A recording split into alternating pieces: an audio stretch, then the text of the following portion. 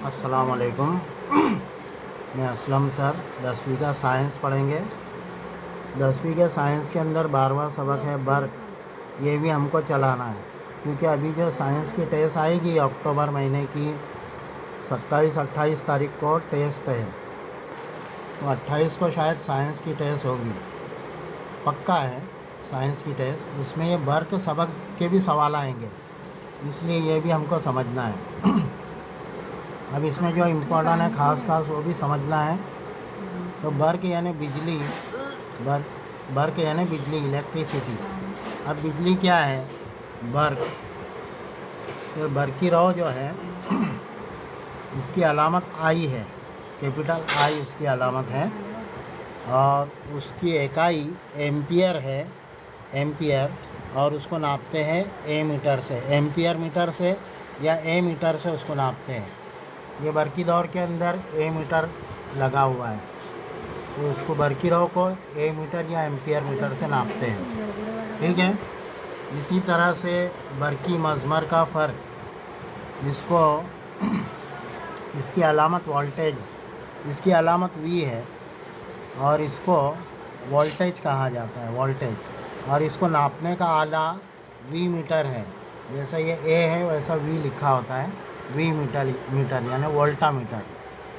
तो बर्की मज़मर के फ़र्क को वोल्टा मीटर से नापते हैं और उसकी इकाई वोल्टेज है, अलामत वी है।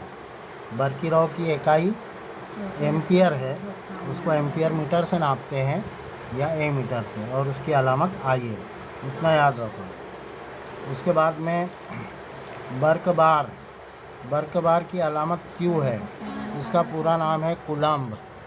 बर्क बार क्या है कि बर्की तार में से गुज़रने वाले चार्ज की मिक़दार, यानी बर्की रॉ की तारीफ़ क्या आएगी कि इकाई वक्त में यानी 1 सेकंड में मौसल तार से गुज़रने वाले बर्क बार यानी क्यू, बर्क बार की मिक़दार को बर्की रॉ यानी आई कहते हैं। तार है, उसके 1 सेकंड के अंदर उसके किसी एक नुक्ते से या क्रॉस वायर से कितने बर्क बार गुज़र रहे हैं, बर्क बार की मिक़दार कितनी है, उसको बर्की रॉ कहेंगे, ठीक है। उसके बाद में बर्की दौर, बर्की रॉ और बर्की सर्किट। तो सर्किट किसे कहेंगे? ये सर्किट यहाँ सामने बना हुआ है, एक मौसल तार है और ये सादा सर्किट है। मौसल तार से बैटरी जोड़ी जाती है, बैटरी के मस्बित और मनफी कुतुब होते हैं। बैटरी से मस्बित कुतुब से करंट निकलता है, करंट बहता है और वो पूरा तार में से गुज़र कर मनफी कुतुब में आता है। तो तार से कौन कौन सी चीज़ें जुड़ती है? एक तो है बल्ब, तो तार से करंट बहेगा तो बल्ब रोशन होगा। फिर कितना करंट बह रहा है उसके लिए, उसको नापने के लिए ए मीटर जोड़ा जाता है, ए मीटर। उसके बाद में ये बंद की है, चालू करेंगे जब करंट गुजरेगा, बंद करेंगे तो रुक जाएगा। एक ये चाबी है, ए मीटर है, बल्ब है और बैटरी है। ये 4 चीज़ें एक वायर से जोड़ दो तो एक सर्किट बन जाता है। इस पर सवाल आ सकता है 2 मार्क्स के लिए। बर्की सर्किट की तस्वीर बनाइए, ठीक है। उसके बाद में अब देखो, ये बर्की दौर के अंदर इस्तेमाल होने वाली जो चीज़ें हैं उनकी अलामतें हैं। ये पूरा टेबल नोट में बनाना है। वैसे नोटबुक के सवालात भेजूँगा मैं, तो उसमें भी ये टेबल बना हुआ है। अगर नहीं होगा तो किताब में से ये टेबल बनाना है। बर्की दौर में इस्तेमाल होने वाली ये जो बर्की दौर हमने देखा, इसके अंदर 3-4 ही चीज़ें इस्तेमाल हुई है, लेकिन कुछ बर्की दौर के अंदर ये इसमें से ज़्यादातर चीज़ें इस्तेमाल होती हैं। बर्की सेल, ये तो अलामत हमने देखा। उसके अंदर ये चाबी है, प्लग, ये प्लग चाबी, ये खुली चाबी, ये बंद चाबी, ठीक है। फिर एक से ज़्यादा सेल अगर जुड़े हैं बर्की खाने तो उसको इस तरह से बताते हैं। तार का जोड़ ये है, ठीक है।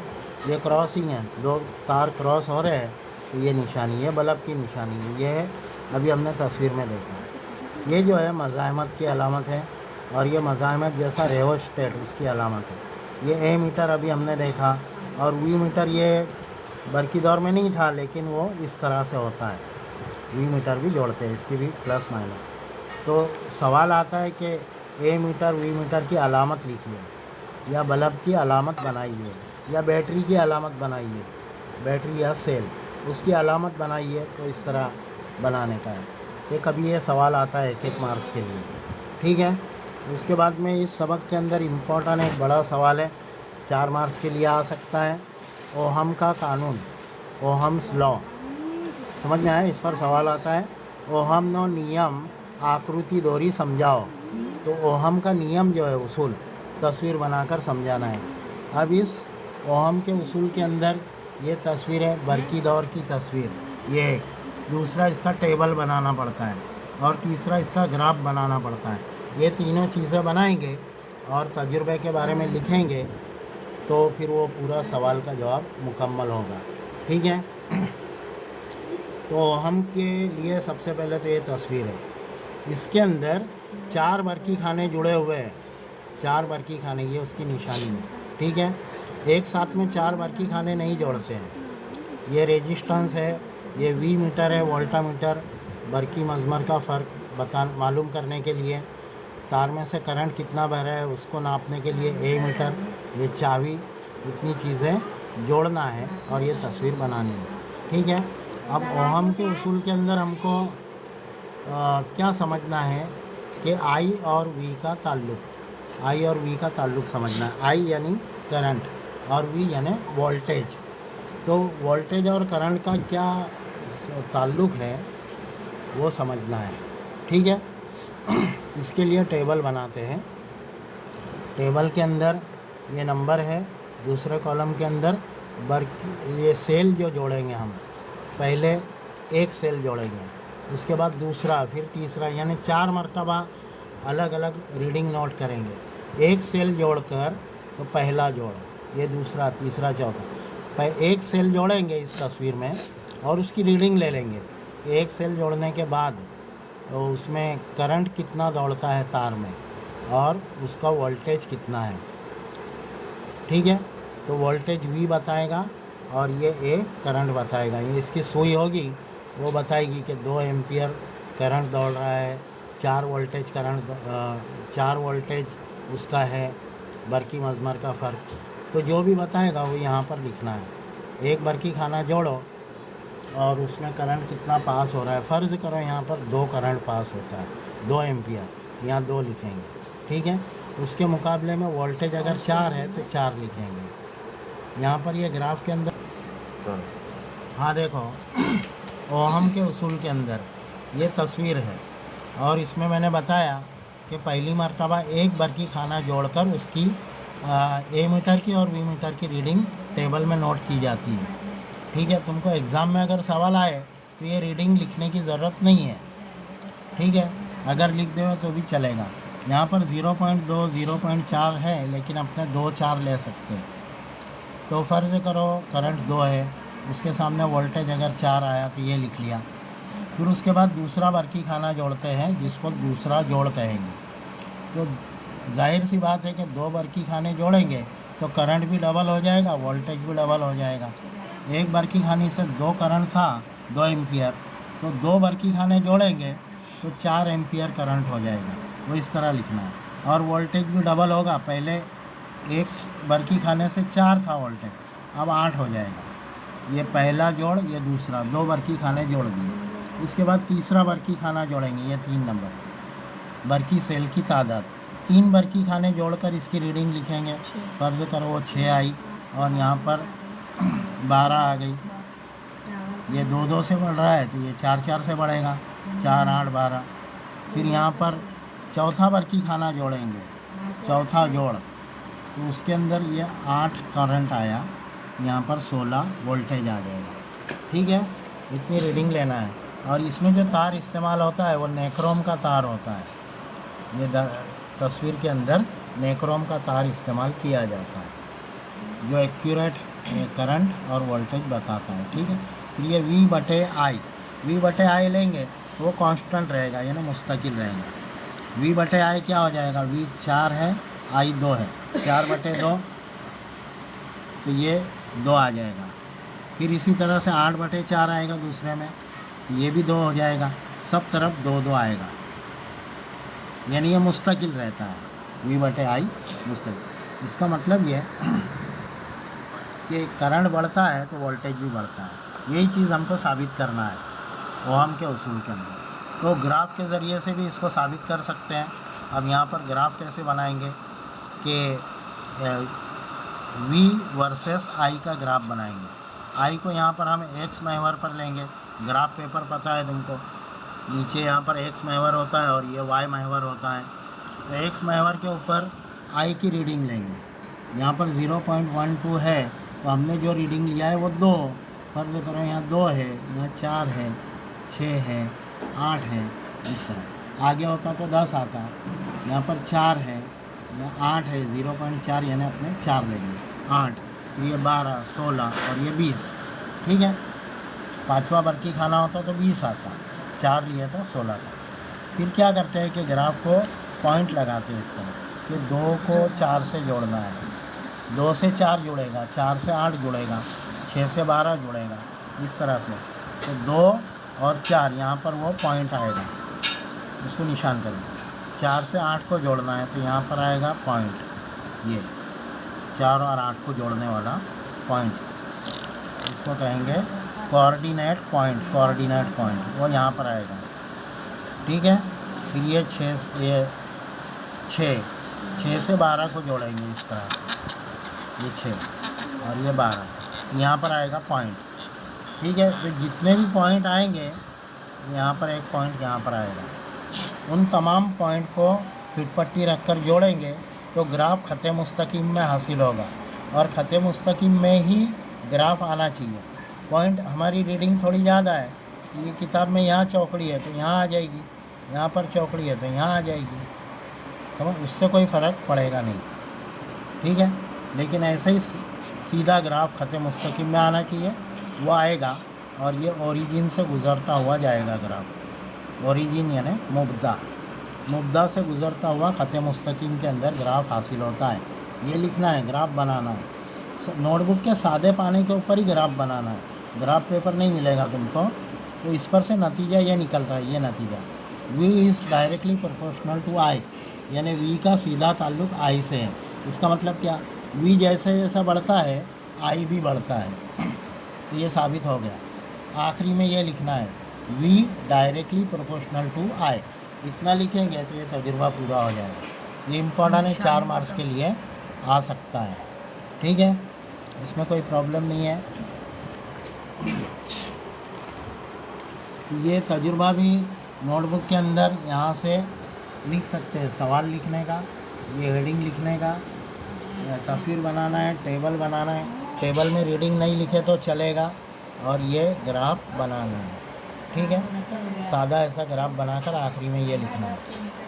वैसे नोटबुक के अंदर मैं भेजूँगा अगर नोट की फ़ोटो, तो उसके अंदर ये तजुर्बा होगा, नोट में से भी बना सकते हैं, ठीक है, नोट में से देखकर। अब इसके अंदर देखो, और जो ख़ास बात आएगी वो ये है, ये इसकी सिर्फ तस्वीर बनाने को आती है। बरकी सर्किट के अंदर मज़ाहमत जो है, मज़ाहमत को R से ज़ाहिर करते हैं, उसकी अलामत R है, और ये उसकी निशानी है। वो ये निशानियों के अंदर हमने देखा मज़ाहमत की निशानी, यहाँ पर ये मज़ाहमत की अलामत R है और निशानी ये है। मज़ाहमत का मतलब होता है रुकावट, गुजराती में इसको अवरोध कहते हैं, अवरोध, अंग्रेज़ी में इसको रेजिस्टेंस कहते हैं, रेजिस्टेंस, इसीलिए उसकी अलामत R है। तो एक बरकी दौर के अंदर एक तार के अंदर 3-4 मज़ाहमत भी हम जोड़ सकते हैं। यहाँ पर 3 मज़ाहमत जुड़ी हुई है, R1, R2, R3, ठीक है। अब ये मज़ाहमत के जो जोड़ है 2 अलग अलग तरीक़ों से होते हैं। तो इस पर सवाल आता है, अवरोधना श्रेणी जोड़ानी आकृति दोरो, तो ये तस्वीर बनाना, ये श्रेणी जोड़ान है, यानी सिलसिलावार जोड़, मज़ाहमत के सिलसिलावार जोड़, सिलसिलावार यानी एक के बाजू में एक, ये एक के बाजू में एक जुड़े हुए, इसको सिलसिलावार कहेंगे, और उसको श्रेणी जोड़ान कहेंगे, श्रेणी जोड़ान लाइन से। तो इसके बरकी खाना जोड़ना है, चाबी जोड़ना है, एमीटर जोड़ना है, ठीक है, और ये 3 मज़ाहमत लाइन से जोड़ना है, और ये वी मीटर जोड़ना है वोल्टेज नापने के लिए, करंट नापने के लिए। बस इतनी तस्वीर बनाओ, ये 2 मार्क्स की आती है, ठीक है। इसके बारे में कुछ लिखना है तो यहाँ पर इतना लिख सकते हैं कि भाई लाइन से है ना ये आर मज़ाहमत, यहाँ पर आएगा आर बराबर R1 plus R2 plus R3, ये मज़ाहमत के अंदर इतना आएगा। अब उसके बाद में दूसरा मज़ाहमत का जोड़ है वो समांतर जोड़ कहलाता है, यानी मुतवाज़ी जोड़, मज़ाहमत के मुतवाज़ी जोड़। मुतवाज़ी जोड़ कैसे होते हैं? मुतवाज़ी ख़त जिसके दरमियान फासला कम ज़्यादा ना हो, तो एक जोड़ ऊपर है, दूसरा उसके नीचे, तीसरा उसके नीचे, एक लाइन में नहीं है बल्कि ऊपर नीचे है, तो इसको कहेंगे मुतवाज़ी जोड़। इस पर भी सवाल आता है, इसकी आकृति दोरो अवरोधना समांतर जोड़ानी आकृति दोरो मज़ाहमत के मुतवाज़ी जोड़ की तस्वीर बनाइए। तस्वीर वही आएगी, ये बरकी खाना है, चाबी है, ए मीटर है, यहाँ पर वी मीटर है, ये वायर गया। अब वायर के 3 छेड़े हैं, 3 सिरे, एक सिरा इधर ले लो, उसको R1 जोड़ो, पहली मज़ाहमत, सीधा जा रहा है उसको दूसरी मज़ाहमत जोड़ो, तीसरा जो सिरा है तार का उसको तीसरी मज़ाहमत जोड़ दो, और ये तीनों तार को वापस एक तार से जोड़ दो, तो वापस ये करंट इसमें आ जाएगा, और ये करंट तीनों मज़ाहमत से गुज़रता हुआ जाएगा, यहाँ से 3 रास्तों से निकलेगा, ठीक है। तो इसको कहेंगे मुतवाज़ी जोड़। इसका ये सवाल है, ये तस्वीर है। अब यहाँ पर इसके बारे में अगर कुछ पूछा जाए कि मुतवाज़ी जोड़ के बारे में लिखिए, तो ये बटे में आएगा 1/R बराबर 1/R1 plus 1/R2 plus 1/R3, इतना इसके अंदर आएगा, ठीक है। तो मुतवाज़ी जोड़ और ये सिलसिलावार जोड़, गुजराती में सवाल भी है, तस्वीरें और जो जुड़ी हुई चीज़ें वो सब याद रखेंगे। ये 2-2 मार्क्स की तस्वीर आती है एग्ज़ाम में, ठीक है। अब उसके बाद देखो इस सबक के अंदर ये ख़ास आएगा, बरकीराव का हरारती असर, यानी बरकीराव के अंदर हरारत का असर होता है। तो बरकीराव के अंदर हरारत का असर ये समझने के लिए क्या मिसाल देंगे हम कि भाई बरकी अंगीठी है, बरकी सेगड़ी है, इलेक्ट्रिक सेगड़ी है, अस्तरी है और बल्ब है। बल्ब जलता है, बल्ब को चालू करो तो गर्म हो जाता है बहुत ज़्यादा, अस्तरी गर्म होती है, अंदर कॉइल होती है। सेगड़ी जो है जिस पे खाना बनता है, इलेक्ट्रिक सेगड़ी, वो गर्म होती है, करंट गुजारते हैं और वो गर्म होती है। तो बरकीराव के अंदर हरारती असर पाया जाता है, ठीक है। पंखा चलाएंगे हम ज़्यादा देर तक तो पंखा भी गर्म हो जाता है। तो इस तरह से हम ये कह सकते हैं कि बरकीराव के अंदर हरारत का असर पाया जाता है। अब यह हरारत के असर की वजह से बरकी आलात को नुकसान भी होता है। कभी पंखा गर्म हो गया, वो अंदर कॉइल जल सकती है, पंखा बिगड़ जाएगा, या अस्तरी के अंदर जो कॉइल है वो ज़्यादा गर्म होने के बाद जल जाती है, जल सकती है, कॉइल उड़ सकती है, अस्तरी बिगड़ जाएगी। तो बहुत ज़्यादा गर्म नहीं होना चाहिए अस्तरी, ये दूसरी तमाम चीज़ें। इसके लिए बरकी हीटर है, पानी गर्म करने का हीटर, वो भी कॉइल उड़ जाती है उसकी, ये उसके नुकसानात हैं, ठीक है। नुकसानात से बचने के लिए इन चीज़ों के अंदर ख़ास किस्म के तार का इस्तेमाल होता है। वो अगली हेडिंग के अंदर हम देखेंगे कि जो बरकी आलात के बरकीराव के हरारती असर है उसका अमली इस्तेमाल क्या है, हम इस्तेमाल में लाते हैं, उससे हमको फ़ायदा होता है, कभी नुकसान भी होता है। बरकी आलात ख़राब हो गए, जल गए तो नुकसान है, लेकिन फ़ायदा क्या है कि अस्तरी से कपड़े अस्तरी कर सकते हो, टोस्टर है, उसमें ये ओवन वगैरह है, उसमें खाना बना सकते हैं, टोस्ट बना सकते हैं, ठीक है। हीटर से पानी गर्म कर सकते हैं, ये सब फ़ायदे हैं। लेकिन इसमें नुकसान क्या है, वो जल जाए तो आलात बिगड़ जाते हैं। ये जले नहीं और हमेशा चलते रहे, इसके लिए इसमें टंगस्टन का वायर तार इस्तेमाल होता है। टंगस्टन ये बहुत ज़्यादा ऊंचे दर्जे हरारत पर भी ये तार पिघलता नहीं है। ख़ास करके ये बल्ब के अंदर इस्तेमाल होता है। बल्ब के अंदर बारीक तार होता है स्प्रिंग जैसा, वो टंगस्टन का होता है, यानी उसका नुक्ते गदाखत, नुक्ते पिघलाव इतना ज़्यादा है, 3380 डिग्री सेल्सियस, बहुत ज़्यादा गर्मी, उस पर भी वो मजबूत रहता है, पिघलता नहीं है। ठीक है, और बल्ब उड़ता नहीं है। लेकिन कुछ हालात में तांबे की तार होती है तो तांबे की तार पिघल जाती है, जल जाती है, उस उतनी तार को या कॉइल को बदल दो तो वापस वो अस्तरी या हीटर काम में लिया जा सकता है। मिसाल के तौर पर एक फ्यूज़ होता है, फ्यूज़ के अंदर भी ऐसे ही होता है, तांबे की तार होती है बारीक, वो अगर बाहर से बरकी रहो ज़्यादा मिकदार में आए, उसका वोल्टेज ज़्यादा हो, तो हमारे मीटर से एक फ्यूज़ होता है, फ्यूज़ में आता है, फ्यूज़ में आने के बाद बोर्ड में आता है करंट, और बोर्ड से फिर ये पंखा लाइट में करंट जाता है। तो अगर पावर हाउस से ज़्यादा कम बिजली आए, ज़्यादा बिजली आ जाए, तो फ्यूज़ के अंदर जो बारीक तार होता है वो जल जाता है और घर का करंट ख़त्म हो जाता है, लाइट वगैरह बंद हो जाता है। ठीक है, अगर ये फ्यूज़ का तार ना जले तो ज़्यादा करंट पंखे में, लाइट में आएगा और पंखा जल जाएगा।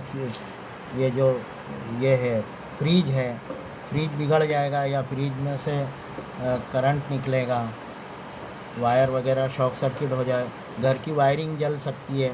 ये बड़े बड़े हादसा से बचने के लिए फ्यूज़ के अंदर बारीक तांबे का तार लगाया जाता है, ताकि तार जले और दूसरी चीज़ें बच जाएं।